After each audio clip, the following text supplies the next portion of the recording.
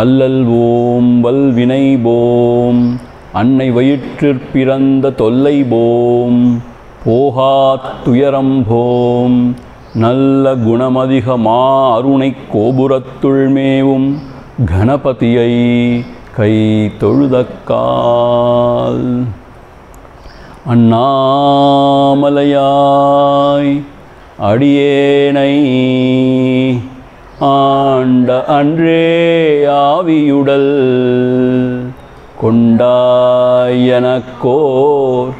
குறையுண்டோ குறையும் குணமும் நீ அல்லால் என்னேனிவற்றை என்னுயிரே எண்ணம் எதுவோ அது செய்வாய் கண்ணே உந்தன் கழழினையில் காதற் பெருக்கே தருவாயே கண்ணே உந்தன் கழழினையில் காதற் பெருக்கே தருவாயே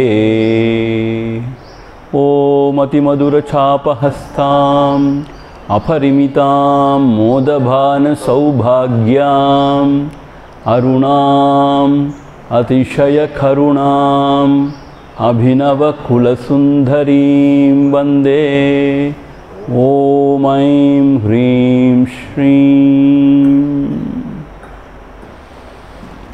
ஸ்ரீ அருணாச்சலம் ஸ்ரீ அருணாச்சலம் ஸ்ரீ அருணாச்சலம். ஸோ முதல் நாள் அன்னைக்கு திருப்பள்ளி எழுச்சி பார்த்தோம். அதாவது பகவானை பள்ளி எழச் சொல்கிறது செய்கிறது.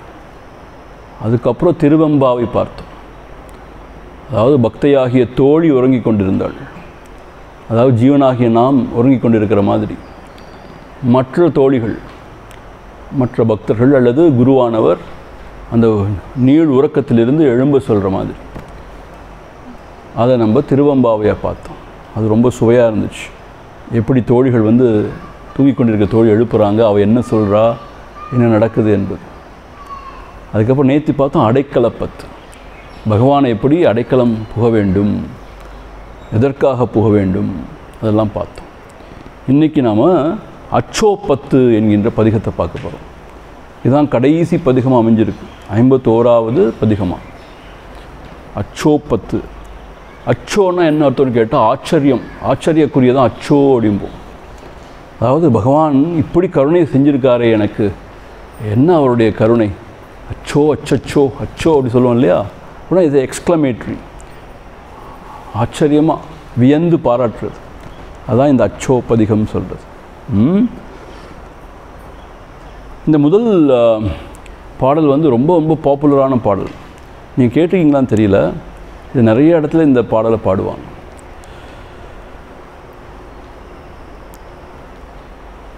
முக்தி நெறி அறியாத மூர்க்கொரொடு முயல்வேனை பத்தி நெறி அறிவித்து பழவினைகள் பாரும் வண்ணம் சித்தமலம் அருவித்து சிவமாக்கி எனையாண்ட அத்தனென கருளியவார் ஆர் பெறுவார் அச்சோவே முத்திநெறி அறியாத மூர்க்கொரொடு முயல்வேனை பத்தி நெறி அறிவித்து பழவினைகள் பாரும் வண்ணம் சித்தமலம் அருவித்து சிவமாக்கி எனையாண்ட அத்தனென கருளிய ஆறு ஆர் பெறுவார் அச்சோவே. எவ்வளோ அழகாக எழுதியிருக்கார் பாருங்க. முத்தி நெறி அறியாத மூர்க்கரோடு முயல்வேனை. அதாவது முக்தி நெறி என்றால் என்னவென்றே அறியாத மூர்க்கர்கள் எவ்வளவோ பேர் இருக்காங்க இந்த உலகத்தில் இல்லையா? அவர்களோடு தான் நான் சேர்ந்திருந்தேன். அப்படிப்பட்ட மூர்க்கர்கள் என்ன நினைப்பார்கள்? இந்த உலகம்தான் மெய், அந்த உலகத்தில் இன்பம் அனுபவிக்கிறது தான் எல்லாமே, வேறு ஒன்றுமே கிடையாதுங்க. ஈட் ட்ரிங்க் அண்ட் மேக் மெரி, அதுதான் மூடர்கள் இங்கே குறிப்பிடுறார். அது மட்டும் எப்பயுமே உலக ஆயுதமான சிந்தனைகள் தான். எப்படி பணம் சேர்ப்பது, போகத்தில் ஈடுபடுவது, பேர் புகழ் சம்பாதிப்பது, இன்னும் யாரை கெடுப்பது, அப்படிப்பட்ட மூர்க்கரோடே முயல்வேனேனா, அப்படிப்பட்டவர்களோடே நான் சேர்ந்திருந்தேன், அவர்கள் வழியிலே சென்று கொண்டிருந்தேன். அப்படியே சென்று கொண்டிருந்தேன் என்றால் பாழ் விழுந்து நாசமாகி போயிருப்பேன். அப்படி போக விடாமல் பத்தி நெறி அறிவித்து பழ வினைகள் பாரும் வண்ணம் சித்த மலம் அறிவித்து சிவமாக்கி எனையாண்ட. எப்படி சொல்கிறார் பாருங்க.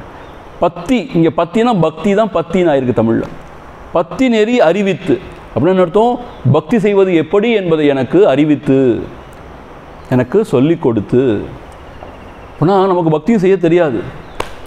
சரி, நமக்கு தெரிஞ்ச பக்தியெல்லாம் என்ன, போய் கடவுள்கிட்ட போய் பகவானே என்னை காப்பாற்று, நல்லபடியாக வச்சுக்கோ, எனக்கு அதை கொடு இதை கொடு, இவ்வளோதான் நமக்கு பக்தி தெரியும். இப்போ நம்ம அக்ஷரமணமாலயம் போன்ற நூல்களை படித்தா தான் எப்படி பக்தி செய்யணுன்னே நமக்கு தெரியும். நமக்கு இப்போ இந்த மாணிக்கவாசகருடைய எழுதின திருவாசகத்தை படித்தா தான் பகவான்கிட்ட என்ன கேட்கணும், எப்படி அவர்கிட்ட இறைஞ்சணும் அப்படிங்கிறதே நமக்கு தெரியும். ஸோ அவரே தான் இந்த பக்தி நெறியையும் காட்டி கொடுக்குறார். ஏன்? இந்த பக்தியால் தான் உயர முடியும். இந்த பக்தி உள்ளத்தை தூய்மைப்படுத்தும், ஆனந்தத்தை கொண்டு வந்து சேர்க்கும். அது மட்டுமல்ல, இறைவனுடைய சிந்தனையில் இருந்தால் இறைவனுடைய திருவடிகளை அடைவதற்கு பக்தி தான் சாதனமாக இருக்கிறது. ஸோ அந்த உண்மையான பக்தி நெறியினை அறிவித்து பழ வினைகள் பாரும் வண்ணம், என்னுடைய பழ வினைகள், எவ்வளவோ வினைகள், அந்த வினைகள்னால தான் இப்போ அனுபவிக்கிறோம்னு சொல்கிறோம் இல்லையா, நல்லதோ கெட்டதோ, அதெல்லாம் பாரும் வண்ணம், பாரும் வண்ணம்னு நீங்கும்படி, அந்த பழ வினைகள்லாம் நீங்கும்படி செய்து சித்த மலம் அறிவித்து. மலம்னா, அதாவது மலம்னா உங்களுக்கு தெரியும், அழுக்கு. நம்ம சித்தத்தில் எவ்வளவோ அழுக்கு இருக்குது. அதில் முக்கியமான அழுக்கு ஆணவம் சொல்லுவாங்க. ஆணவம், கண்மம், மாயெல்லாம் சைவ சமயத்தில் சொல்லுவாங்க, மும்மலங்கள்னு சொல்லுவாங்க. ஸோ இந்த சித்த மலம், சித்தத்தில் எவ்வளவோ அழுக்கு இருக்குது. வேதாந்த சாஸ்திரப்படி பார்த்தா காம குரோத லோப மோக மதமாச்சரியன்னு சொல்லுவாங்க, நான் எனதும்பாங்க. இதெல்லாம் சித்த மலம், சித்தத்தில் இருக்கக்கூடிய அழுக்கு. சித்தமலம் அறிவித்து பக்தி செய்ய செய்ய இந்த சித்தமலம்லாம் அகன்று தானால சிவமாக்கி எனையாண்ட.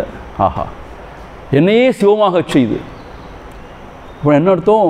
நான் ஒரு ஜீவபோதத்தில் அடைஞ்சிட்டு இருந்தேன், சிவனே சிவன் என்பதை உணர்த்தி என்னையே சிவமாக்கி, அப்படின்னு அர்த்தம், அந்த மங்களகரமான பொருளாக்கி என்னை ஆண்ட அத்தன்.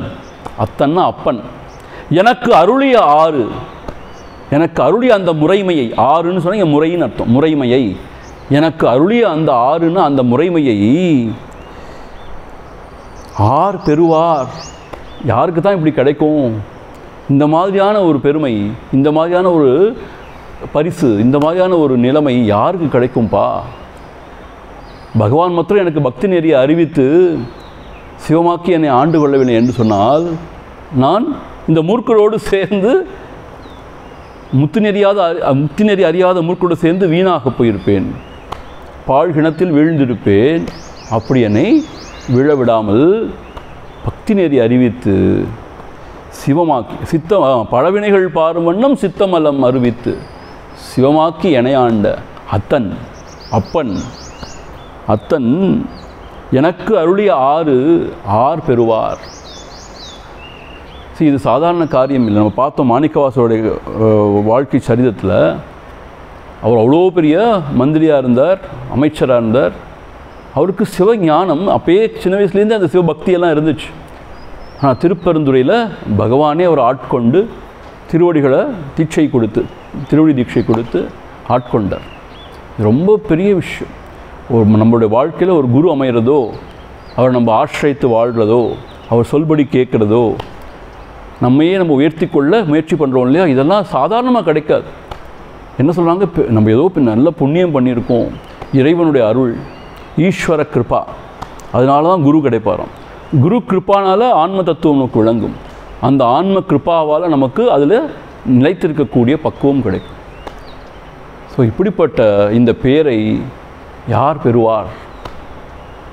அச்சோவே, அச்சோ என்னே அவருடைய கருணை, எனக்கு பக்தி நெறி அறிவித்து என்னுடைய வினைகளை எல்லாம் களைந்து சித்தமலத்தை எல்லாம் அகற்றி என்னையே சிவமாக்கி ஆண்டு கொண்டாரே, அவருடைய கருணை எத்தகையது. ஸோ அவர் அமைச்சராக இருந்தபோது இந்த குருநாதர் மாத்திரம் அமைஞ்சிருக்காட்டி அந்த அரேபிய குதிரை வாங்க போயிருப்பார், இன்னும் கொஞ்ச நாள் அமைச்சராக இருந்திருப்பார். புத்திசாலி தான் அவர், நல்லா நிர்வாகம் பண்ணார், எல்லாம் சரி. ஆனால் அதில் ஒரு பெரிய ஒரு மகத்தான ஒரு பெரிய ஒரு பேர் கிடையாது. ஆனால் அதே இப்போ மாணிக்கவாசகர் இப்படி அந்த சிவனுடைய அடியாராகி இப்படி எழுதி நமக்கெல்லாம் கொடுத்துருக்க எவ்வளோ பெரிய பேர் அவர் எவ்வளோ பெரிய பேர் அடைஞ்சார். அப்படி என்னை செய்தாயே பகவானே அருணாச்சலா சிவபெருமானே, இந்த பேர் யாருக்கு கிடைக்கும்? அச்சோவே என்னே ஆச்சரியம் உன்னுடைய கருணை அப்படின்னு இங்கே வியந்து பாராட்டுறார். இன்னொரு வாட்டி படிப்போமா? இதை மாத்திரம் இன்னொரு வாட்டி படிப்போம். முத்தி நெறி அறியாத மூர்க்கொரொடு முயல்வேனை பத்தி நெறி அறிவித்து பழவினைகள் பாரும் வண்ணம் சித்தமலம் அருவித்து சிவமாக்கி என்னை ஆண்ட அத்தனென கருளியவாறு ஆர் பெறுவார் அச்சோவே. இரண்டாவது பாடல். நெறியல்லா நெறிதன்னை நெறியாக நினைவேனை சிறு நெறிகள் சேராமே திருவருளே சேரும் வண்ணம் குறியொன்றும் இல்லாத கூத்தந்தன் கூத்த எனக்கு அறியும் வண்ணம் அருளிய ஆறு ஆர் பெறுவார் அச்சோவே. நெறியல்லா நெறிதன்னை நெறியாக நினைவேனை சிறு நெறிகள் சேராமே திருவருளே சேரும் வண்ணம் குறியொன்றும் இல்லாத கூத்தந்தன் கூத்த எனக்கு அறியும் வண்ணம் அருளியவார் ஆர் பெறுவார் அச்சோவே. நெறியல்லா நெறிதன்னை நெறியாக நினைவேனை. உண்மையான நெறி அது கிடையாது, ஆனால் அதுதான் நெறி போல அப்படின்னு நினச்சி நான் வாழ்ந்து கொண்டிருந்தேன். சிறு வயதிலேருந்தே நமக்கு என்ன அறிவிக்கப்பட்டது? தாய் தகப்பனாராலையும் சரி, இந்த சமூகத்தாராலையும் சரி என்ன அறிவிக்கப்பட்டது? பணம் சம்பாதிக்கணும்ப்பா, அதுதான் முக்கியம் வாழ்க்கையில். அப்போ தான் நீ சந்தோஷமாக வாழ முடியும். இந்த ஒரே மெயின் தீம் தான் இல்லையா? நல்ல பேர் புகழோடு நல்லா ஊரார் மெச்ச வாழணும், சொத்து சுகத்தோட மனைவி மக்களோட, இவ்வளவுதான் விஷன். இதுதான் நெறி நினச்சிட்டு இருந்தேனா. ஸோ உலகத்தில் உலக இன்பங்களில் ஈடுபடுறது, பணம் சம்பாதிப்பது, செலவழிப்பது, பேர் புகழ், இவ்வளோதான் நெறி நினச்சி, இதான் நல்ல, இதான் ஒரு நெறி நினச்சிட்டு இருந்தேன். நெறியல்லாக நெறிதனே நெறியாக நினைவேனே, இதுதான் சரியான வழி போல இருக்குன்னு நினச்சிட்டு இருந்தேனா. ஆனால் சிறு நெறிகள் சேராமே திருவருளே சேரும் வண்ணம் அர்த்தம். இப்படிப்பட்ட சிறு நெறிகள் அர்த்தம் பயனில்லாத சிற்றின்பத்தை மட்டுமே கொடுக்கக்கூடிய, அதாவது நிலையாத இன்பத்தை கொடுக்கக்கூடிய இந்த சிறு நெறிகளெல்லாம் சேர விடாமல் திருவருளே சேரும் வண்ணம் நீ செய்தாய். குருநாதரே, என்னை அந்த வயதிலேயே ஆட்கொண்டு இந்த சிறுநெறிகள்லாம் சேராமல் பார்த்து கொண்டு அந்த அருள் நெறியினை திருவருளே சேரும் வண்ணம் செய்தாய். என்னே உன்னுடைய கருணை. இது ஒரு கருணை தான். சில பேர் சரி இந்த போகம்லாம் வேண்டான்னு விட்டுடுவாங்க, ஆன்மீக பாதையில் வருவாங்க. ஆனால் அவங்களுக்கு சித்து விளையாட்டில் சித்தம் போயிடும், அதில் ஆர்வம் வந்துடும். அதுவும் ஒரு சிறு நெறி தான், அது உண்மையான நெறி கிடையாது, அது அருள் நெறி கிடையாது. சித்து விளையாட்டுன்னு அர்த்தம் மோர் சூப்பர் நேச்சுரல் பவர்ஸ். அந்த மாதிரி எவ்வளவோ சிறுநெறிகள் இருக்குது ஆக்சுவலாக. அப்படிலாம் சிறுநெறிகளில் சேராவண்ணம். இன்னொரு சில பேர், நான் தப்பாக சொல்லலை, யோகாசனம் பழகிறது பிராணாயாமம் பழகிறது மாத்திரம்தான் எல்லாம். அப்புறம் அதெல்லாம் சிறுநெறிகள்னு தான் சொல்லணும். அப்புறம் என்ன அர்த்தம்? அந்த பரம்பொருளை உணர்வது தான் உண்மையான நெறி. அதுக்கு பக்தி சாதனமோ இல்லை யோக சாதனமோ ஞான சாதனமோ எது வேணால் பயன்படலாம். அதை அறியாமல் வேறு எந்த சிறுநெறியிலும் என்னை போக விடாமல் தடுத்து திரு அருளே சேரும் வண்ணம், அந்த திருவருளே நடத்தும் அந்த பரம்பொருளையே அவருடைய திருவருளையே நாடும் வண்ணம் அதனையே சேரும் வண்ணம் செய்தாயே அருட்குருவே. அதாவது அருட்குருவாக வந்த சிவபெருமானே. குறியொன்றும் இல்லாத கூத்தன். அர்த்தம் கூத்தன்னா யார்? அந்த நடராஜ பெருமானா. ஆக்சுவலாக இது வந்து தில்லையில் தான் பாடியிருக்கார். ஆக்சுவலாக தில்லையில் தான் பாடியிருக்கார். அந்த திருவம்பாவை சொன்ன திருவண்ணாமலையில் பாடினார். மற்ற 2 பதிகமும் வந்து அவர் வந்து திருப்பெருந்துறையெல்லாம் பாடினார். இதை வந்து தில்லைன்னா சிதம்பரம் அங்கே பாடியிருக்கார். ஸோ அதனால் என்ன சொல்கிறார்? குறியொன்றும் இல்லாத கூத்தன். சிதம்பரத்தோட விசேஷம் என்னென்னா சிதம்பர ரகசியம். அப்போ என்ன அர்த்தம்னு கேட்டால் அங்கே உருவமாக ஒரு வழிபடத்துக்கு ஒன்றும் இருக்காது, ஆகாசமே தான் அங்கே சிற்றம்பலமாக வழிபடுறாங்க. ஸோ அதனால் குறியொன்றும் இல்லாத கூத்தன்னு சொல்கிறார். கூத்தனா அவன் அவ்வளோ கூத்தாடினாலும் அவன் உண்மையிலே அவனுடைய இயல்பு என்னன்னு கேட்டால் குறியொன்றும் இல்லாத, உருவம் இல்லாத, அருவமாகிய குறி குணம் இல்லாத அப்படிப்பட்ட கூத்தன் தன் கூத்தை எனக்கு அறியும் வண்ணம் அருளியவாறு. அந்த கூத்தனுடைய கூத்து தான் இது எல்லாம். அருள் நடனம்னு சொல்கிறாங்க இல்லையா, கூத்தனுடைய கூத்து தான். அப்புறம் என்ன அர்த்தம்? இங்கே சீரியஸாக எடுத்துக்க ஒன்றும் இல்லை, இது ஒரு விளையாட்டு, கூத்தனுடைய கூத்து என்று எனக்கு அறிய தந்தாய் நீ. இல்லாட்டி என்ன ஆயிருக்கும்? இது நெசம் நினச்சிண்டு, இந்த உலகம்லாம் மெயின் நினச்சிண்டு, நம்முடைய வாழ்க்கை ரொம்ப மெயின் நினச்சிண்டு ஆன்னு ஓடிட்டே இருப்போம். ஆனால் பகவானுடைய அருள் என்ன புரிய வந்தது? இல்லை, ரொம்ப அலட்டிக்கொள்ள ஒன்றும் இல்லை, இது இறைவனுடைய கூத்து, திருவிளையாடல், நாடகம் அப்படின்னு தெரிய வந்ததுனால ஆறுதலாக ரசிக்கலாம், என்ஜாய் பண்ண.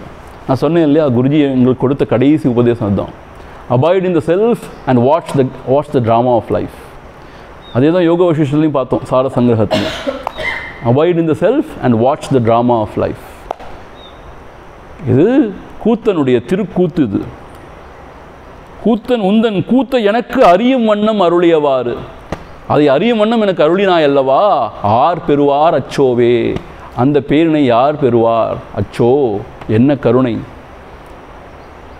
ஸோ அதனால் நெறியெல்லா நெறியினிலே உழன்று கொண்டிருந்த என்னை அருள் நெறிக்கு ஆட்படுத்தி, அது மட்டும் அல்லாது கூத்தன் உன்னுடைய கூத்தினை கண்டு ரசிக்கும் வண்ணம் என்னை வைத்தாயே, அதை அறியும் வண்ணம் செய்தாயே.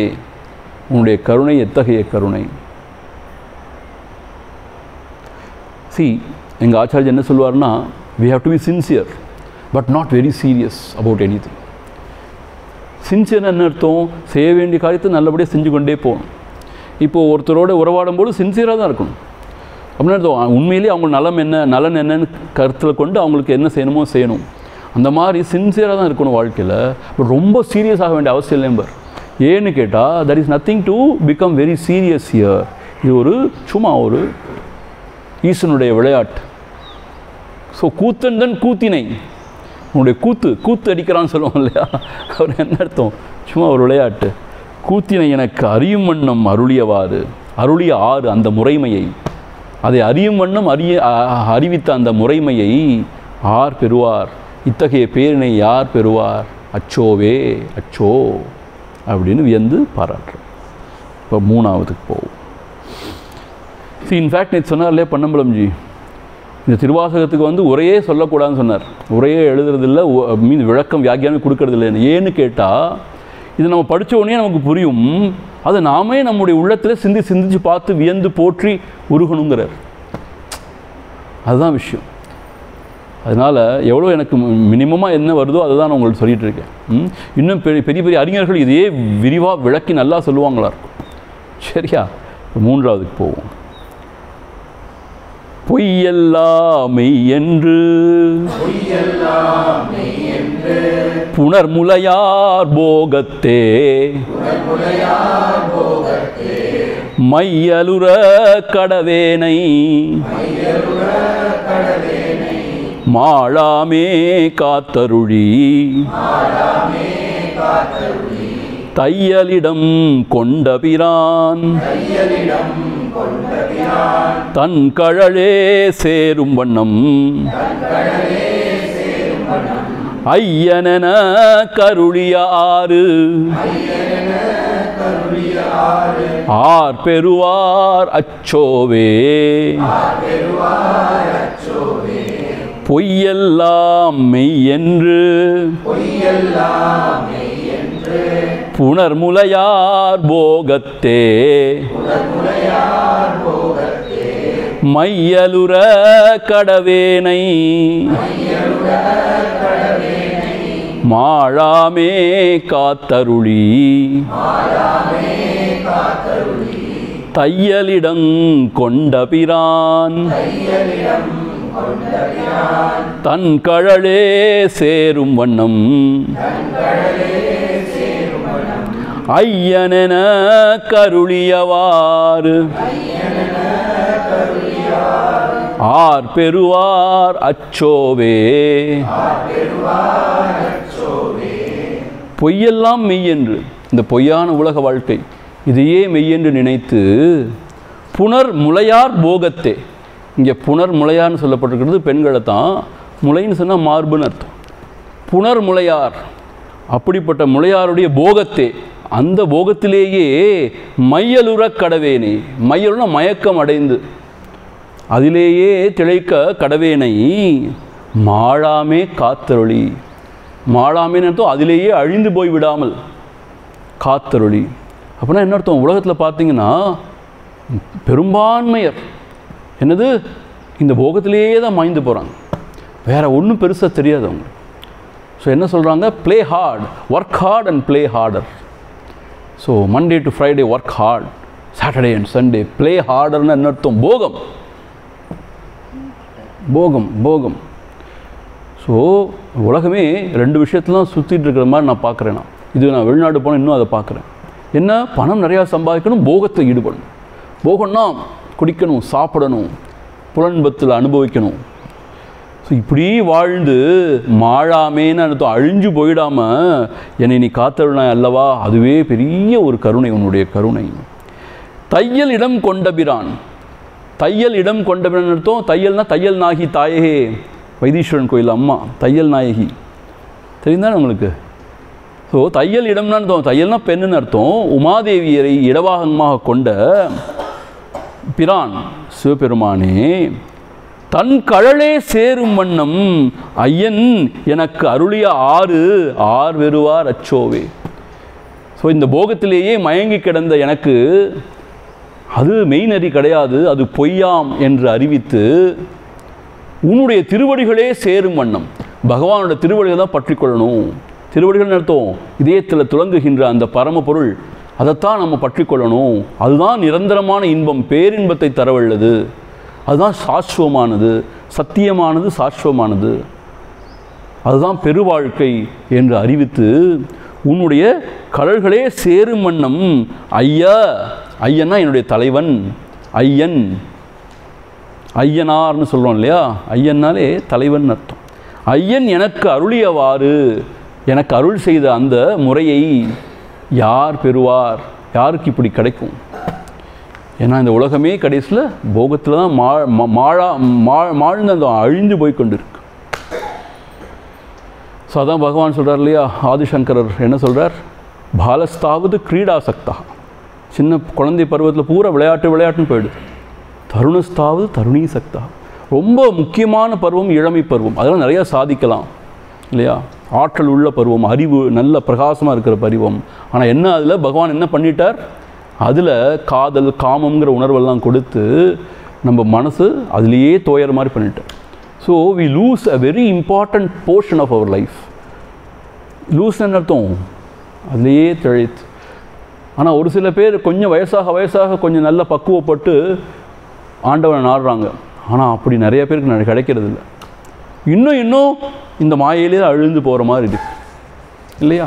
இன்னும் பணம் சம்பாதிக்கணும், இன்னும் அந்த இடத்துல வீடு வாங்கணும், இங்கே வீடு வாங்கணும், இப்படி கட்டணும் அப்படி கட்டணும், அப்புறம் வெக்கேஷன் எல்லாம் ஊர் சுற்றி பார்க்கணும்.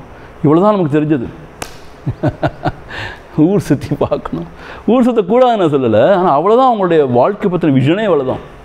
So enjoy and you should know about different cultures, different people, know about the world only.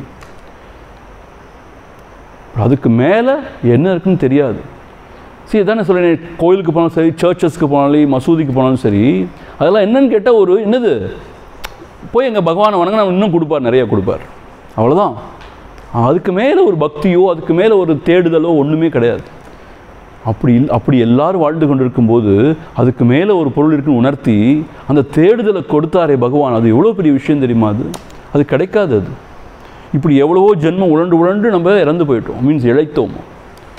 இந்த ஒரு தேடுதல் வேறு ஏதாவது இருக்கா, உயர்ந்த பொருள், அதை எப்படி அடையிறது, அதுக்கான என்ன முயற்சி பண்ணுறதுன்னு ஒரு தேடுதல், அதை அறிவிக்கிற குருநாதன், இதெல்லாம் கிடைக்கிறது சாதாரண விஷயமே கிடையாது. சரி, நமக்கு எல்லாம் கிடைச்சதுனால நமக்கு எல்லாமே ரொம்ப சாதாரணமாக தெரியுது. We take things for granted மாதிரி. அதெல்லாம் ரொம்ப அரிய விஷயம் இந்த உலகத்தில். ஸோ அப்படி எனக்கு அருள் செய்தாயே அப்பா. இந்த பேரினை யார் பெறுவார்? அச்சோன்னு அர்த்தம், என்னே ஆச்சரியமான விஷயம் உன்னுடைய கருணை அப்படின்னு போற்றி புகழ்றார். மன்னதனில் பிறந்தைத்து மாண்டு விழ கடவேனை என்னமிலா அன்பருளி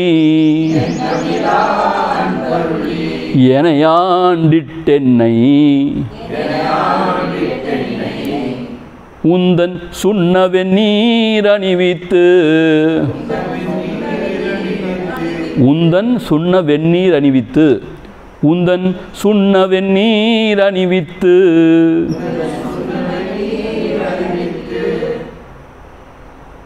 ஓஹோ, அப்படி செய்யக்கூடாது, கரெக்ட். என்னை ஆண்டிட்டு என்னையும் அப்படின்னு சொல்லி அதை முடிக்கணும், கரெக்ட். ஸோ உன் சுண்ண வெந்நீர் தன் சுண்ண வெந்நீர் அறிவித்து தூய் நெறியே சேரும் வண்ணம் அண்ணலன கருளிய ஆர் பெறுவார் அச்சோவே மன்னதனில் பிறந்தைத்து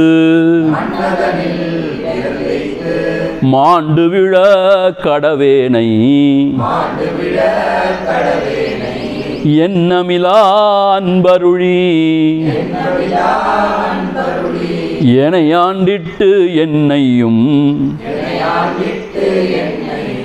தன் சுண்ணம் வெந்நீர் அணிவித்து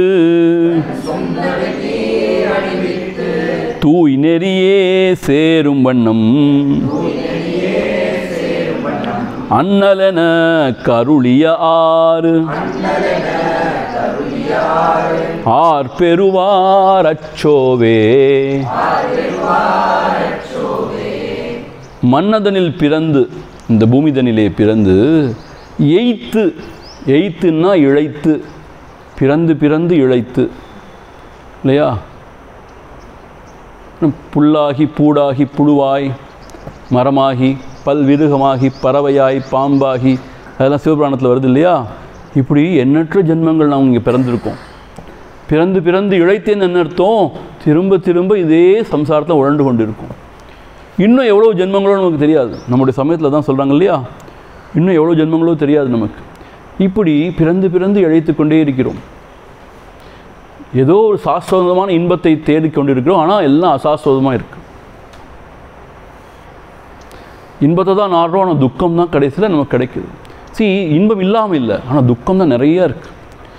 ஸோ இப்படி என்னது மன்னதிலே பிறந்து பிறந்து பிறந்து எய்த்துனா இழைத்து மாண்டு விழக் கடவேனை. ஒன்றுமே இல்லாமல் மாண்டு விட கடவேனை. அந்த பிறந்த பிறப்போட பயன் எதையுமே அனுபவிக்காமல் மாண்டு விட கடவேனை. அப்படிப்பட்ட என்னை எண்ணமிலா அன்பு அருளி. இங்கே எண்ணமிலா அன்புன்னு என்ன அர்த்தம்னு கேட்டால், எண்ணி பார்க்க முடியாத அந்த தூய்மையான அன்பை அருளி உன்னிடம் அந்த பக்தியை கொடுத்து. அதுதான் அர்த்தம். அன்பை அருளி அர்த்தம் பகவானிடம் அன்பு உண்டாருது. ஸோ எண்ணமிலா அன்பு அருளின்னு என்ன அர்த்தம்? எண்ணி பார்க்க முடியாத அளவிற்கு உன்னிடம் தூய்மையான பக்தியினை கொடுத்து. அதையும் அவன் தான் கொடுக்கணும். இப்போது பக்தி இல்லைன்னா என்ன செய்கிறது? இன்ஜெக்ட் பண்ண முடியுமா வெளியிலேருந்து? யாராவது ஒன்றும் செய்ய முடியாது. அது உள்ளிருந்து ஊற்று எடுக்கணும் இல்லையா? யாரும் யாராட்டையும் மிரட்ட முடியாதுல்ல. நீ என்னை அன்பு செய்து தான் ஆகணும், மரியாதை அன்பு செய்ய மேலே இப்படி சொல்ல முடியுமா? சொல்ல முடியாது. ஏன்? அன்புங்கிறது இயற்கையாக ஊற்று எடுக்கணும். அப்போது பகவான் இன்னும் சூட்சமமான பொருள், கண்ணுக்கு தெரியாத பொருள். அப்போ அவர்கிட்ட பக்தி செய்யணும்னா அது ரொம்ப கஷ்டம் இல்லையா? ஆக்சுவலாக கஷ்டம். ஏன்? யாருன்னே தெரியாது, என்ன செய்கிறான்னு தெரியாது. ஆனால் உலகத்தை பார்க்கும்போது நிறைய துக்கம் துன்பம் தான் இருக்குது. அப்போ இருக்காரான்னு தெரியாது. ஆனால் அப்படிப்பட்ட ஒரு பொருள்கிட்ட அன்பு செய்யணும்னா அது சாதாரண விஷயம் கிடையாது இல்லையா? ஸோ அதனால தான் நான் இந்த கடவுள் மறுபாடுற ரொம்ப கோச்சிக்கிறது இல்லை. அவங்களுக்கு புரியலை, அவங்களுக்கு தெரியலை, அதனால் அவங்க நேர்மையாக இருக்காங்க, அவ்வளோதான். நமக்கும் புரியலை, நமக்கும் தெரியலை, ஏதோ ஒரு நம்பிக்கையில் தான் ஓடிட்டுருக்கோம். நம்ம ரொம்ப உயர்வாக நினச்சிக்க வேண்டிய அவசியம் இல்லை. நம்மகிட்ட ஏதோ ஒரு நம்பிக்கை இருக்கே ஒழிய நமக்கும் தெரியாது எதுவுமே. அப்படி இருக்கும் பொழுது அந்த எண்ணமில்லா அன்பு அருளி நினச்சே பார்க்க முடியாத அளவுக்கு தூய்மையான பக்தியை என்னுடைய உள்ளத்திலே நீ கொடுத்து உன்னை நினைக்க வைத்து. பகவான் நினைக்கிறதுங்கிறதே ரொம்ப பெரிய விஷயம். நினைக்க முக்தி தான். ஸோ அப்படி என்னை நினைக்க வைத்து என்னை ஆண்டிட்டுன்னு அர்த்தம். அதாவது நீ எதற்கும் அஞ்ச வேண்டிய அவசியம் இல்லை, நான் இருக்கிறேன் அப்படி சொல்லி என்னை ஆண்டு உந்தன் சுண்ண வெந்நீர் அணிவித்து. இதெல்லாம் புறச்சின்னங்கள். சைவ சமயத்தில் என்ன புறச்சின்னம் அப்படின்னு கேட்டால் வெந்நீர் அணிவது. சவுத் இந்தியாவில் தான் நீங்கள் பார்க்கலாம். அதை நார்த் இந்தியாவில் போக அப்படி பார்க்க முடியாது, பெருசாக பார்க்க முடியாது. அப்புறம் என்னதோ நல்ல வெந்நீர் அணிவித்து. இது எதை குறிக்கும் தெரியுமா? நீருன்னா அது நம்ம விபூதின்னு சொல்கிறோம் இல்லையா, அது சமஸ்கிருத வார்த்தை தான். தூய்மையாக தமிழ் தான் வெந்நீர். நீருன்னு என்ன அர்த்தம் கேட்டால், எல்லாம் வெந்து சாம்பலான பிறகு எது மிச்சமோ அதுதான் நீர். ஸோ இந்த உடல் வெந்து சாம்பலாயிடும், அதில் ஒரு பெரிய விஷயம் இல்லைன்னு நமக்கு அறிவித்து தான் வெந்நீர் பூசுகிறாங்களாம். இப்போ நான் பூசிட்டு வந்தால் உங்களுக்கு அதை பார்த்த உடனே ஞாபகம் வரும், எல்லாம் கடைசியில் மண்ணுக்கு மண்ணாக சாம்பலாக போகிறது தான். நீங்கள் பூசிட்டு வந்தால் எனக்கு அது ஞாபகப்படுத்தும் இல்லையா? ஸோ இந்த வெந்நீர் எதை குறிக்குதுன்னு கேட்டால், உண்மையிலேயே இங்கே எல்லாம் கடைசி சாம்பலாக போகிறது. அது ஒரு விளக்கம். இன்னொரு விளக்கம் என்னன்னு கேட்டால், எல்லாம் சாம்பலாகி போன பிறகு என்ன எஞ்சுதோ அதுதான் பரம்பொருள். அப்புறம் என்ன அர்த்தம்? இந்த திருஷ்ய பதார்த்தம் சொல்கிறோம் இல்லையா வேதாந்தத்தில், பார்க்கப்படும் பொருள் எல்லாம் போன பிறகு வெந்து சாம்பலான பிறகு அர்த்தம், அழிந்து போன பிறகு எது எஞ்சுகிறதோ அதுதான் பரம்பொருள். அது எஞ்சுகிறதோ, எல்லாம் போனப்போ சாம்பலாக எது எஞ்சுகிறதோ அதுதான் திருநீர்னு சொல்கிறோம் இல்லையா? அது எதை குறிக்குதுன்னு கேட்டால் இந்த பரமபொருளை குறிக்குது. அதனால தான் சைவ சமயத்தை சேர்ந்தவர்கள் என்ன செய்கிறாங்க? திருநீர் பூசுகிறாங்க. இதுதான் எல்லாத்தோடைய எசன்ஸ், சாரம்னு சொல்லி. அந்த காலத்தில் மாட்டு சாணத்துலேருந்து எடுத்து செய்வாங்க, காளை மாட்டு சாணத்துலேருந்து எடுத்து செய்வாங்க. எங்கள் பாட்டி தாத்தா இந்த காலத்தில் நானே பார்த்துருக்கேன் எப்படி செய்வாங்கன்னு. நல்லா உருட்டி அது தணலில் வச்சு அப்படியே அது நல்லா தணல் அப்படியே வெந்து நல்லா அழகாக வந்துடும். அதை விட இன்னும் அருமையான வெந்நீர் திருநீர் என்னன்னு கேட்டால் பிணத்தை எரிக்கும் போது கிடைக்கிற சாம்பல். அதை தான் சன்னியாசிகள் அங்கே வாரணாசி காசியில் பூசுவாங்க. அப்படி தான் சிவபெருமானே பூசி போகிறோம் உடல் பூரா சாம்பலை. ஸோ அந்த சிவ சின்னம்னு சொல்லுவாங்க, சிவபக்திக்கு அடையாளமாக பூசக்கூடிய. ஸோ பாருங்களேன், நான் ஏற்கனவே சொல்லியிருக்கேன், அது இந்த உடலே சாம்பலாய் அழிய போகிறதுங்கிறது ஞாபகப்படுத்துகிற மாதிரி பூசுகிற விபூதியை நம்ம எப்படி ஒரு மேக்கப் சாதனமாக்கிட்டோம். அப்படி பூணில் வச்சு நைட்டாக அப்படி 3 கோடு சரியாக போட்டு நீட்டாக இருக்கணும். அந்த கோடு நடுவில் கரெக்டாக அந்த பொருள் வச்சு அது ஒரு மேக்கப் மாதிரி ஆயிடுச்சு. பாருங்கள், எதுக்காக உண்டானது என்ன ஆயிடுச்சு பார்த்தீங்களா? இந்த உடம்பே சாம்பலாக போகிறது, இந்த உடம்புக்கு ஒரு அர்த்தமே இல்லைன்னு உடம்பு மேலே பற்ற விடுறதுக்கு சாதனமாக கொடுத்ததே அந்த உடம்பே அலங்காரப்படுத்தி இப்படி காமிக்கிற மாதிரி. என்ன முட்டாள்தனம், நம்மளோட முட்டாள்தனம். ஐ டெல் யூ, நம்மளுக்கு இருக்கிற அஞ்ஞானமும் அறிவீனமும் சொல்லி மாளாது. நான் அதுக்காக யாராவது விபூதி சரியாக பூசினா அவங்களை கோச்சுக்கிறேன்னு நினச்சிக்காதீங்க. பட் ப்ளீஸ் அண்டர்ஸ்டாண்ட், இந்த உடம்பு வெந்து சாம்பலாக போகிறது. இதை போய் டெக்கரேட் பண்ணி ரொம்ப பிரமாதமாக காமிக்க வேண்டிய அவசியமே இல்லை. ஆனால் we want to show everybody I am a great devotee. பயங்கரமான அங்க வஸ்திரம்லாம் போட்டு, பயங்கர ருத்ராட்ச மாலையெல்லாம் போட்டு. இது சவம். ஆக்சுவலி இது எங்கள் சுவாமி சொல்லுவாங்க, யாராவது போய் மாலை போட போகும்போது சொல்லுவாங்க, கரெக்டு தான் அவன் செய்கிறது, செத்த பணத்துக்கு மாலை தானே போடணும், இது செத்த பணம் தான் இது. ஆக்சுவலாக உயிர் இருக்கிறதுனால இது உயிர்த்திருக்கு, மாலையை ஒன்று போட்டுண்டு. See how ridiculous it is. இந்த உடல் சாம்பலாக போகிறதுங்கிறதுக்காக, அதை அறிவிக்கிறதுக்காக கொண்டு வந்த அந்த திருநீரையே அந்த உடலை அலங்காரப்படுத்துறதுக்காக பூசுகிறோம்னா நம்மளோட மடமையை என்ன செய்கிறது? அது அலங்காரம் மட்டும் பத்தலை, அது கரெக்டாக 3 இருக்கணுமா, அது நீட்டாக இருக்கணுமா. அதாவது பிராமின்ஸ்லாம் பார்த்து இந்த பூண் அதுக்கு தான் உபயோகப்படுத்துவாங்க நிறைய பேர். முதுகு சரியவும் விபூதியை கரெக்டாக அது நடுவில் சரியாக கொங்கும் வைக்கும். பெரிய இவர். ஏன் சுவாமிஜி இப்படி நீங்கள் பிராமண வெறுப்பு மாதிரி பேசுகிறீங்கன்னா, அப்படி வெறுப்புக்காக இல்லை, அஞ்ஞானம் மடமை. எதுக்காக வந்தது, என்ன செய்கிறோன்னு தெரியாமல் முட்டாள்தனமாக செய்கிறது. ஸோ அதான் இவர் என்ன செய்கிறார், தூய் நெறியையே சேரும் சுண்ண வெந்நீர் அணிவித்து. அந்த சுண்ண வெந்நீர் எதுக்கு அறிவிக்கிறோன்னா இதுக்காக தான். எல்லாம் வெந்து சாம்பலாக போகிறது தான். எல்லாம் வெந்த பிறகும் எது எஞ்சி நிற்கிறதோ அப்படிப்பட்ட தூய் நெறியே சேரும் வண்ணம்.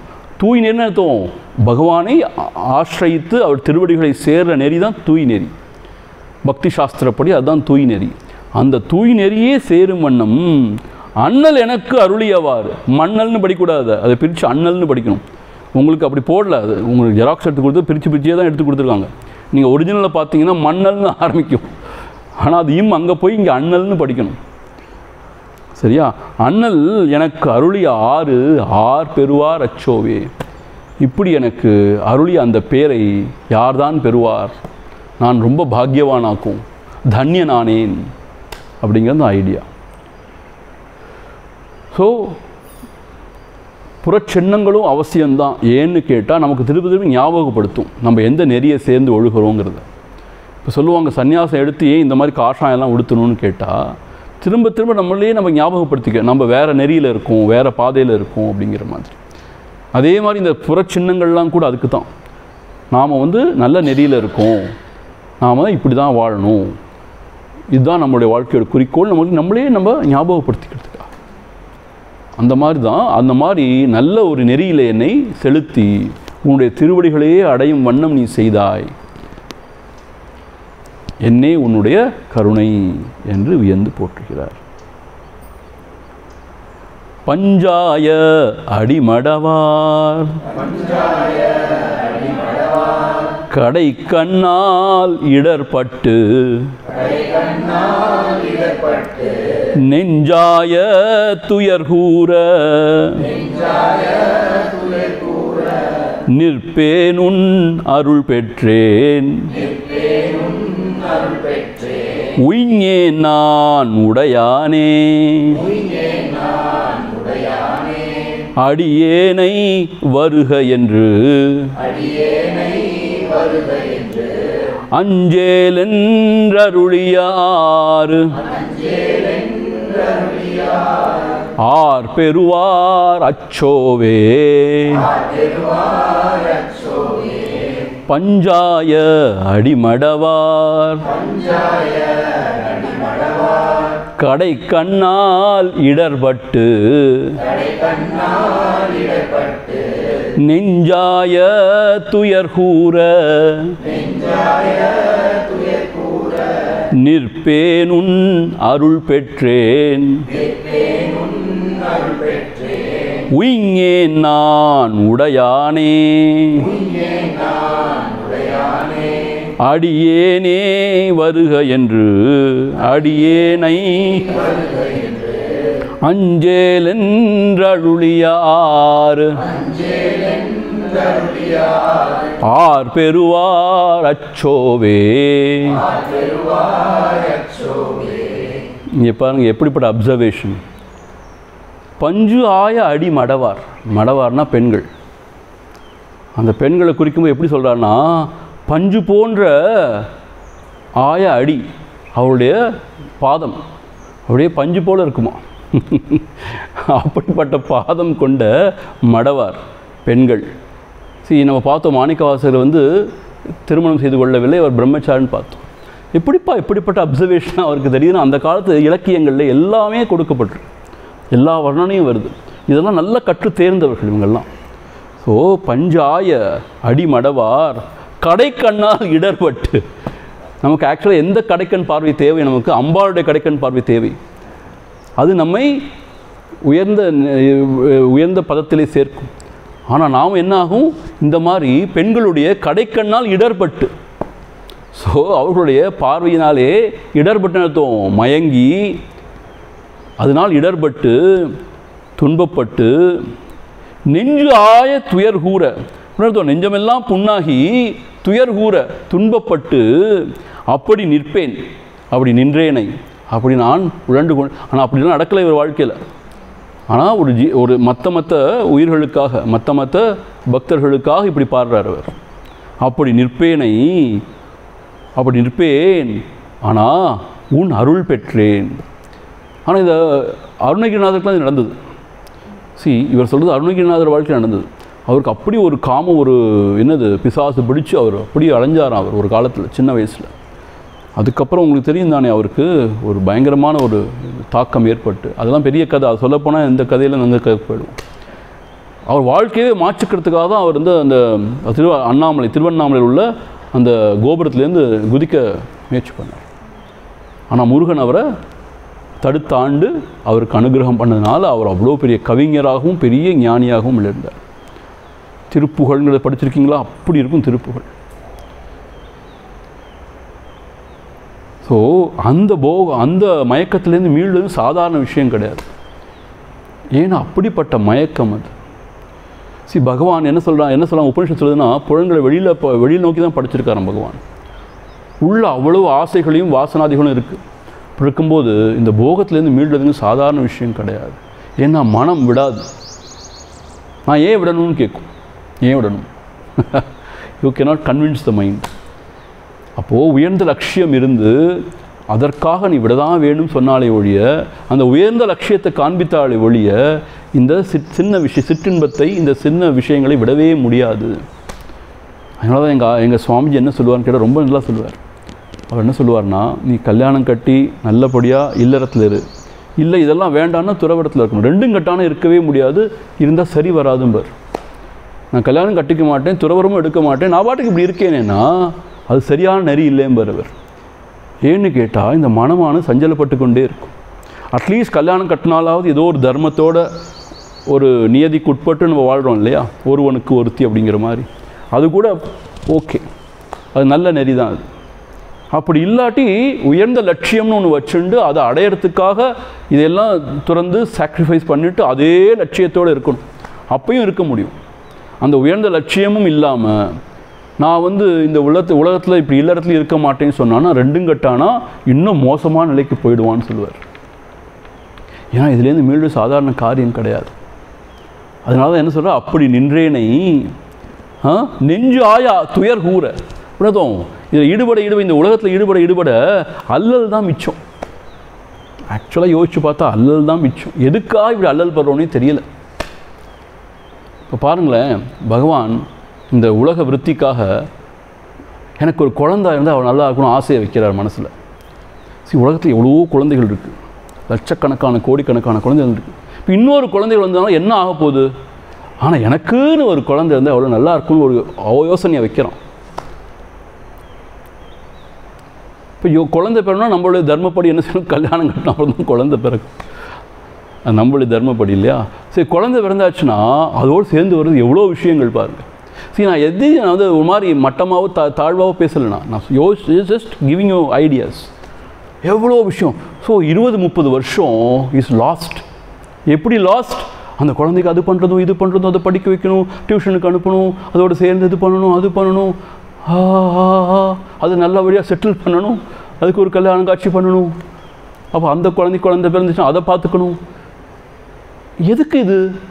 ஒரே ஒரு ஆசை வந்துச்சு, எனக்குன்னு ஒரு குழந்தை இருந்தால் எவ்வளோ நல்லா இருக்கும். ஏன் இந்த குழந்தையெல்லாம் கொஞ்சிறது? அதெல்லாம் சரி, இந்த எனக்குன்னு ஒரு குழந்தை இருந்தால் எப்படின்னா பாருங்கள், எனக்குன்னு ஒரு குழந்தை பாருங்கள் எவ்வளோ மூடத்தனம் பாருங்கள். எனக்குன்னு என்ன அர்த்தம்? மமதா தான் அது, அகம்தா மமதா. நம்மளோட எக்ஸ்டென்ஷனாக பார்க்குறோம் அந்த குழந்தைய. சில பேர் அது ஒன்று காணாது 2, 3ன்னு சொல்லி அந்த காலத்தில் 10, 12 எவ்வளோ உழல்தல். 16 பெற்று பெருவாழ் வாழ்க வேறு ஆசீர்வாதம் வேறு, அது வேறு 16. இப்போ பொன்னம்பலம் முடிஞ்சால் அது பாடி காமிச்சிருப்பார் என்ன 16 ஐஸ்வர்யங்கள்னு. ஆனால் சாதாரண 16 பிள்ளை பெற்றுக்கணும் அந்த காலத்தில், நல்ல வேலை. ஆனால் என்னன்னு கேட்டால் அப்புறம் உழண்டு கொண்டே இருக்குது கடைசி வரைக்கும், வேறு எதையுமே சிந்திக்க முடியாது. என்னோட குழந்தைக்காக தான் வாழ்கிறேன், உயிர் வாழ்வது. இந்த குழந்தைக்காக உயிர் வாழ்ந்து முடிஞ்சு போச்சு, அடுத்த ஜென்மத்தில் இன்னொரு குழந்தை வரும், அதுக்காக உயிர் வாழ்ந்து முடிஞ்சு போச்சு. என்ன பயன்? என்ன பிரயோஜனம்? இதில் என்ன அர்த்தம் இதுக்கு? ஒரு குழந்தையை பெற்று வளர்த்து ஆளாக்கி அவளை நல்லபடியாக, அதுதான் என்னோடய வாழ்க்கையை குறிக்கோள். என்னது அப்புறம்? திருப்பி மூப்பு பிணி சாக்காடு செத்துப்போ, அப்புறம் திருப்பி பிறந்து இதே வேலை தான் திரும்ப திரும்ப. ஆனால் இது ஏதோ ஒரு மயக்கத்தை உள்ளே வச்சுருக்கோம். என்ன தெரியுமா? இனவிருத்தி, என்னுடைய பரம்பரை அப்படியே தொடரணுமா இந்த பரம்பரை. உலகமே மித்தைன்னு சொல்லி ஒன்றுமே இல்லைன்னு சொன்ன பிறகு இந்த உலகம் என்னுடைய பரம்பரை தொடரணுமா, இவரோட பரம்பரை. இன்னும் நிறைய பேருக்கு துக்கம், எனக்கு ஆண் பிள்ளை இல்லையேன்னு. ஏன் இப்படி என்னுடைய இந்த பரம்பரை விருத்தி ஆகும்? ஐ டெல் யூ, நம்மளுடைய அஞ்ஞானத்துக்கு அளவே கிடையாது. என்னது இந்த பரம்பரைங்கிறது? என்னது இதெல்லாம்? உலகத்தாருக்கு இதெல்லாம் பெரிய விஷயமாக்கும். இதெல்லாம் கேட்டால் என்னை கோச்சுப்பாங்க, என்னை பிடிக்காமல் போயிடும். இது என்னது இப்படி சொன்னால் அது உண்மையிலே அவங்கள அப்படி டீப்பாக இருக்குது. நான் பணம் சம்பாதிக்கிறது சேர்த்து வைக்கிறதே என் குழந்தைக்காக தான். அவ்வளோ கஷ்டப்பட்டு உழண்டு கடை சேர்த்து வைக்கிறான். யாருக்கு? என்னோட குழந்தை. அந்த குழந்தை எட்டி முதிக்கும் போடான்னு. ஏதோ ஒரு ஜீவன் வந்திருக்கு இந்த உலகத்தில், அதோடைய வினையை தீர்த்துட்டு போகிறதுக்கு நம்ம ஒரு கருவியாக பயன்படுத்தி வந்திருக்கு. அவ்வளோதான் இந்த விஷயம். அந்த ஜீவனுக்கு அதுக்குன்னு ஒரு வாழ்க்கை இருக்குது, அதுக்குன்னு ஒரு பயணம் இருக்குது, அதுக்குன்னு ஒரு இலக்கு இருக்குது. we are only facilitating, அவ்வளோதான். பகவானுடைய அந்த லீலையில் நம்ம ஒரு ரோல் ப்ளே பண்ணுறோம். ஆனால் அதை மறந்துட்டு ஓஹோ சொல்லி அது பின்னாடியே போய் முக்கால்வாசி வாழ்க்கையை தொலைச்சிட்றோம். பாருங்கள், எனக்கு ரொம்ப வயத்தறிச்சலாக இருக்கும். இந்த மிடில் கிளாஸ் ஃபேமிலிஸ் அவ்வளோ கஷ்டப்பட்டு பணம் சம்பாதிச்சு லட்சமாக ஒரே நாள் எல்லாத்தையும் சாம்பலாக்கிடும். கல்யாணம் பண்ணுறேன்னு சொல்லிட்டு எல்லாரும் ஊற ஆரம்பிச்சணுமா, மூக்கில் விரல் வைக்கணுமா. அவங்க மூக்கில் விரல் வச்சா உனக்கு என்னாச்சு? அப்படி கல்யாணம் பண்ணணும்னா ஊராரம் பார்த்து வியக்கிற மாதிரி ஒரே நாளில் 50 லட்சம் காலி. எவ்வளோ கஷ்டம் இந்த 50 லட்சம் சம்பாதிக்கிறது. சாதாரண மனிதர்களுக்கு சாதாரண விஷயம் இல்லை. பணம் சம்பாதி ரொம்ப கஷ்டமான காரியம். அதுக்கு எவ்வளவோ காம்ப்ரமைஸ் பண்ணுறாங்க நிறையா பேர், எவ்வளவோ கஷ்டப்படுறாங்க. கடைசியில் என்ன? ஒரே நாளில் கொட்டி தீர்த்தரணும். அந்த பிள்ளையும் ஒழுங்காக வாழுமான்னு தெரியாது உண்மையில். இப்போல்லாம் எவ்வளோ நாளைக்குன்னு தெரியாது. என்ன இதெல்லாம் யோசித்து பார்த்தோன்னா எனக்கு உண்மையிலேயே நல்ல வேலை சின்ன வயசுலேயே எனக்கு இந்த மாதிரி தாட்ஸ்லாம் வந்ததுனால பொழைச்சேன் போல இருக்குது.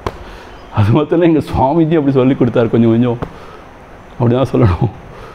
இது என்னன்னே புரியலை. அதுதான் இங்கே சொல்கிறார். என்ன சொல்கிறார்? பஞ்சாய அடிமடவர் கடைக்கண்ணால் இடர்பட்டு நெஞ்சாய துயர். எதுக்கு சொல்ல வந்து நெஞ்சாய துயர் கூற. கடைசியில் பார்த்தா நெஞ்சாய துயர் கொண்டு அல்லல் தான் கடைசியில். எதுக்கு அல்லல் போகிறோன்னு தெரியாமே அல்லல் பட்டுட்டு அப்புறம் கொஞ்சம் காலத்தில் மூப்பு பிணி சாக்கா, அதுவும் அல்லல் தான் கடைசியில். இப்போ எப்போ தான் நிம்மதியாக நமக்காக வாழ்ந்து நல்லா இந்த மாதிரி இறைவனை நினச்சி உயர்ந்த அந்த வழியில் போகிறதுனே தெரியல. நெஞ்சாய துயர்வோ நிற்பேன் உன் அருள் பெற்றேன், எப்படியோ உன் அருள் பெற்றேன்ப்பா. இதில் உள்ள கிறுக்குத்தனங்கள் முட்டாள்தனங்கள்லாம் எனக்கு தெரிய வந்ததப்பா. அது உன்னுடைய அருள் தான், அது உன்னுடைய அருளாளி தான் இதெல்லாம் தெரிய வந்தது எனக்கு. உயிங்கேன் நான், உயிங்கேன்னு அர்த்தம் உணர்ந்தோம், பிழைச்சு கொண்டேன், பிழைத்து கொண்டேன். உய்வதுன்னு சொல்லுவாங்க செந்தமிழில். உய்வதுன்னா பிழைத்து கொள்வது, சாதாரண தமிழில் சொல்லணும். நல்ல வேளை நான் பிழைத்து கொண்டே உன்னுடைய அருள் பெற்றேன். எனக்கு சரியான ஒரு தெளிவு கிடைத்தது. உன்னுடைய அருள் பெற்றதுனால சரியான தெளிவு கிடைத்ததுனால உயிங்கேன், பிழைத்து கொண்டேனப்பா. உடையானே, திருப்பி பாருங்கள், உடையானேங்கிற வார்த்தை யூஸ் பண்ணியிருக்கார். என்னை உடையானே, அடியேனை வருக என்று அஞ்சேல் என்று அருளிய ஆர் பெறுவார் அச்சோவே. நீ என்ன செஞ்ச தெரியுமா? குருநாதர் இப்படி சொல்கிறாராம்.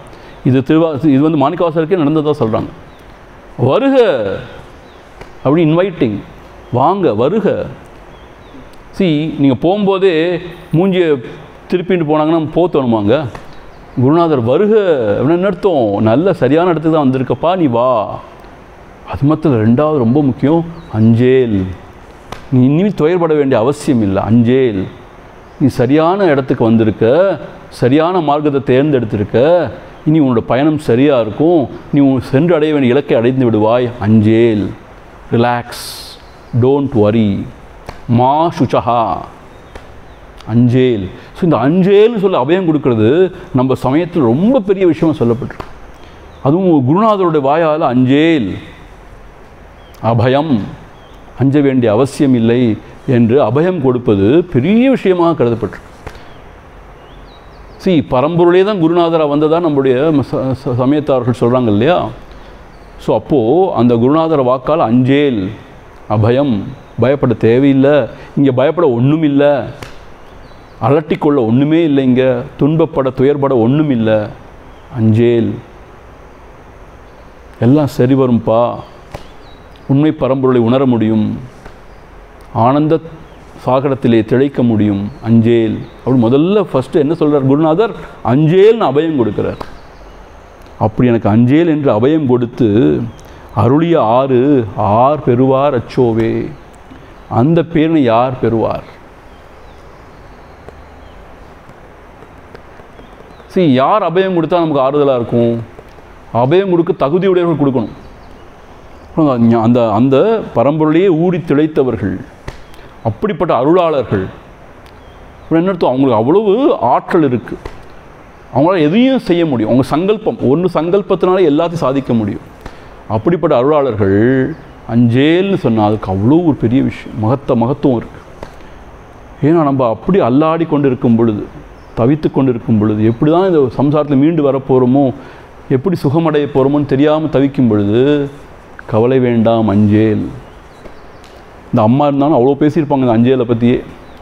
அவ்வளோ முக்கியமான விஷயம் இது, அஞ்சேல் என்று அபயம் கொடுக்கிறது. ஸோ என்று என்னை ஆட்கொண்டாயே அப்பா, இந்த பேரை யார் பெறுவார்? அச்சோவே, அச்சோ அப்படின்னு வியந்து பாராட்டுற. இன்னும் ஒரு பாடலையும் பார்த்துருவோம் நம்ம. வெந்து விழும் உடல் பிறவி மெய்யென்று வினை பெருக்கி கொந்துகுழல் கோல்வளையார் குவி முலை மேல் வீழ்வேனை பந்தமறு தெனையாண்டு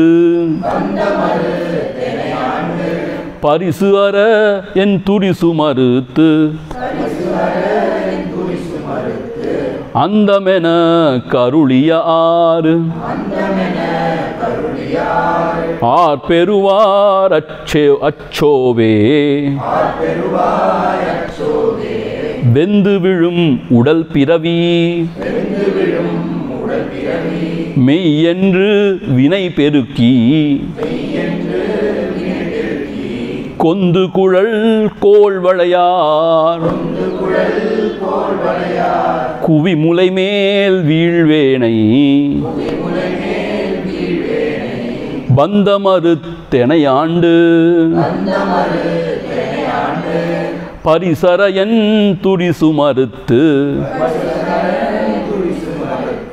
அந்தமென கருளியாறு ஆர் பெறுவாரச்சோவே. வெந்து விழும் உடல் பிறவி. இந்த உடல் எடுத்து வந்திருக்கோமே, இந்த உடல் எத்தகையது? கடைசியில் தீக்கு இரையாக போகுது அல்லது புழுக்களுக்கு இரையாக போகுது. அதை எரிச்சோன்னா தீக்கு இரையாயிடும், புதைச்சோன்னா புழுவுக்கு இரையாயிடும். இந்த பார்சி இனத்தை சார்ந்தவங்க என்ன செய்வாங்க கேட்டால், அதை கழுகுக்கு போட்டுருவாங்க. அவங்க புதைக்கிறதுல எரிக்கிறதுல இல்லை, ஒரு மைதானத்தில் கொண்டு போய் அதை போட்டு வந்துடுவாங்க. அது கழுகு சாப்பிடணும், அதுதான் அவங்களோட நியதி. ஸோ இப்படிப்பட்ட இந்த உடல், அழியக்கூடிய இந்த உடல், வெந்து விழும் உடற் பிறவி மெய்யென்று, இந்த உடல் வாழ்க்கை தான் மெய்யின்னு நினச்சி இந்த உலகத்தை எல்லாம் மெய்யென்று கருதி கொண்டு வினை பெருக்கி அதில் இப்படி வாழணும், அப்படி வாழணும், இதை சாதிக்கணும், அதை சாதிக்கணும்னு சொல்லி வினை பெருக்கி, வினையை தான் பெருக்கிட்டே போகிறோம். அப்படின்னு அர்த்தம், நான் தான் செய்கிறேன், நான் அனுபவிக்கிறேங்கிற ஒரு உணர்வுனால எதுக்காக வந்தோம்? பாவ மூட்டையெல்லாம் களையிறதுக்கு வந்தோம். ஆனால் இன்னும் நிறைய பாவ மூட்டையை சேர்த்துன்னு இருக்கும்.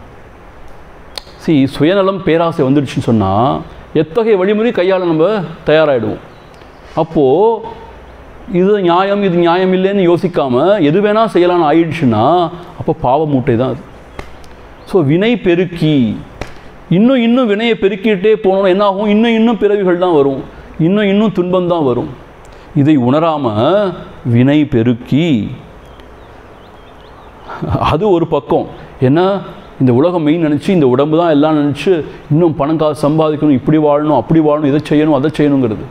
இன்னொன்று முக்கியமானது கொந்து குளர். உணர்ந்தோ, நல்ல அடர்த்தியான கூந்தலை உடைய, கொந்துனா கொத்தாகிய மலர் சூடிய கூந்தலை உடைய, கோல் வளையார். அப்படின்னதும் கைகளிலே வளைகளை அணிந்த, குவி முளை மேல் வீழ்வேனை. முளைன்னா உங்களுக்கு தெரிந்தானே இந்த மார்பு. குவி முளை மேல் வீழ்வேனை, அதிலேயே வீழ்வேனை, அந்த போகத்திலேயே வீழ்வேனை, பந்தம் அறுத்து எனை ஆண்டு. இது ஒரு பெரிய பந்தம் இல்லையா? இதை அறுத்து, இப்போ என்னத்தோம், இது நிலையில்லாதது, அழியக்கூடியது. அது மாத்திரம் இல்லை, சிற்றின்பம். இது எதற்கும் பிரயோஜனம் இல்லை, பேரின்பம்னு ஒன்று இருக்குது என்பதை அறிவித்து பந்தம் அறுத்து எனை ஆண்டு பரிசு அற என் துரிசு மறுத்து. இங்கே பரிசுன்னு சொன்னால் என்ன அர்த்தம் கேட்டால், ஜீவபாவம், பசு என்கின்ற பாவம். பசுன்னு சொல்லுவாங்க சைவ சமயத்தில். பதி பசு பாசம்னு சொல்லுவாங்க. பதினா இறைவன், பசுன்னா உயிர்கள் நம்மெல்லாம், பாசம்னா தழை. இந்த பசுவை பதியை அறிய விடாமல் தடுக்கிற தழை. தலைனா இந்த அப்டக்கல்ஸ், தழை, அதை தான் பாசம்னு சொல்லுவாங்க. ஸோ பசு அறன்னா பரிசு அறன்னா என்ன அர்த்தம்னு கேட்டால், இந்த பசு அப்படிங்கிற பாவத்தை அறுத்து, நான் ஜீவன் என்கின்ற பாவத்தை அறுத்து துரிசு மறித்து. துரிசுன்னா குற்றம். நம்மகிட்ட எவ்வளவோ குற்றம் குறைகள் இருக்கு. முக்கியமான குற்றம் என்னன்னு கேட்டால், நான் தான் வாழணும், மற்றவங்க எக்கேடு கேட்டு போனேன் என்ன, இது சுயநலம். அதனால் பேராசை, இன்னும் எல்லாத்தையும் எல்லாம் எனக்கே வேணும், இந்த மாதிரி குற்றத்தையெல்லாம் அறுத்து. இதெல்லாம் தான் ஜீவபாவம் இல்லையா? சொல்கிறார் இல்லையா இங்கே, பரிசுன்னு சொல்கிறார் இல்லையா?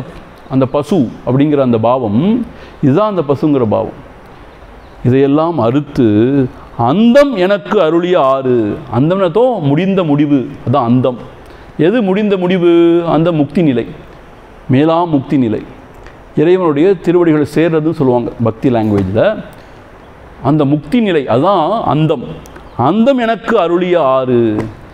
எனக்கு அந்த முடிந்த முடிவாகிய அந்த பரமபதத்தை, பேரின்பத்தை அருளிய அந்த பேற்றினை, அந்த முறையை ஆர் பெறுவார்? யாருக்கு இப்படி கிடைக்கும்? ஸோ இந்த உடலையே, பொய்யான உடலையே, சாம்பலாகக்கூடிய, எரிந்து சாம்பலாகக்கூடிய இந்த உடலையே மெய்யென்று எண்ணி அதற்காக வேண்டியே வினை பெருக்கி, வினைனது எக்கச்சக்கமான காரியங்கள். இது ரொம்ப பெரிய விஷயம் நினச்சி நம்ம ஸ்மார்ட் நினச்சிட்ருக்கோம். நான் 18 hours ஒர்க் பண்ணணும், ஏன் காணாது. பெர் வீக் 90 hours ஒர்க் பண்ணணும். அப்போ தான் நீ முன்னேற முடியும். ப்ராக்ரெஸ். அப்போ தான் நாடு முன்னேறும். எல்லாம் முன்னேறி என்ன நடந்ததுன்னு பார்த்து தானே இருக்கும். எல்லா முன்னேற்றம் என்ன நடந்ததுன்னு பார்த்து தானே இருக்கும். See, they may be intelligent, but they are not truly intelligent. They are very appreciated. But you know what, if you think very deeply, வினை பெருக்கி கடைசியில் என்னது, எல்லாத்தையும் பெருக்கணும், வினை தான் பெருக்கிறோம். பிரான்ச்சிங் அவுட், எக்ஸ்பேண்டிங், நெட்வொர்க்கிங், இதெல்லாம் என்ன செய்கிறோம், வினை தான் பெருக்கிறோம் திரும்ப. அது மாத்திரம் இல்லை, அதுக்கு அடுத்தது போகம். இப்போ பாரு போகம். இந்த மாதிரி மயக்கத்திலிருந்து என்னை தடுத்து ஆட்கொண்டு சரியான நெறியினை காத்து, எது உண்மையிலே வாழ்க்கைக்கு பிரயோஜனம்னு காமிச்சு, அந்தம் எனக்கு அருளிய ஆறு. அந்த முடிவான நிலை என்னது, இந்த பூரணமான ஸ்வரூபத்தை உணர்றது, அந்த இறைவன் அடி சேர்றதுன்னு சொல்கிறாங்க இல்லையா, அது ரெண்டும் ஒன்று தான். அதுதான் அந்தம். அதுக்கு மேலே ஒன்றும் கிடையாது. அதுதான் அந்தம். போக்கு வரவு புணர்வு எதுவும் கிடையாது. அதுதான் அந்தம். அந்த நிலையினை எனக்கு உணர்த்தினாயே அப்பா. இப்படிப்பட்ட பேரினை யார் பெறுவார்? அச்சோவே அப்படின்னு சொல்கிறார். 7வதையும் படிப்போம் நம்ம. தையலார் மையலிலே தாழ்ந்து விழ கடவேனை பையவே கொடுபோந்து பாசமெனும் தாளுருவி உய்யும் நெறி காட்டுவித்திட்டு ஓங்காரத்து உட்பொருளை ஐயனென கருளியாறு ஆர் பெறுவார் அச்சோவே. தையலார் மையலிலே தாழ்ந்து விழ கடவேனை பையவே கொடுபோந்து பாசமெனும் தாளுருவி உய்யும் நெறி காட்டுவித்திட்டு ஓங்காரத்து உட்பொருளை ஐயனென கருளியாறு ஆர் பெறுவார் அச்சோவே. See it in our next class. ஓம் பூர்ணமத பூர்ணமிதம் பூர்ணாத் பூர்ணமுதச்யதே பூர்ணஸ்ய பூர்ணமாதாய பூர்ணமேவாவசிஷ்யதே. ஓம் சாந்தி சாந்தி சாந்தி. ஹரிஹி ஓம். ஸ்ரீ குருப்யோ நமஹ. ஹரிஹி ஓம்.